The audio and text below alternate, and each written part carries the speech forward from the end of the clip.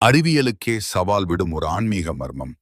கும்பகோணம் அருகே இருக்கும் நாச்சியார் கோவில், மணிமாடக் கோவில், இங்கே இருக்கிற கல் கருடன் சிலை உலகிலேயே மிகவும் விசித்திரமானது.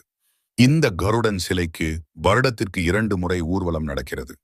அந்த ஊர்வலத்தில் சந்நிதியிலிருந்து சிலையை எடுக்கும்போது வெறும் 4 பேர் மட்டுமே தூக்குவார்கள். ஆனால் சந்நிதியை விட்டு சில அடிகள் வெளியே வந்தவுடன் சிலையின் எடை தானாகவே அதிகரிக்க ஆரம்பிக்கிறது. 4 பேர் தூக்கிய சிலை 8 பேரை தேவைப்படுத்தும். 8 பேர் தூக்கிய சிலை 10 பேர் தேவைப்படும், 16 பேரை தேவைப்படுத்தும். இப்படியே படிப்படியாக தூக்கும் மனிதர்கள் எண்ணிக்கை அதிகரிக்கிறது. ராஜகோபுரம் வழியாக தெருவுக்கு வரும்போது சுமார் 128 பேர் சேர்ந்தால்தான் அந்த சிலையை தூக்க முடியும். வியப்பான விஷயம் என்னவென்றால், இவ்வளவு எடை கூடும் நேரத்தில் கருடாழ்வாரின் நெற்றியில் வேர்வை துளிகள் அரும்புகின்றன என்று சொல்லப்படுகிறது.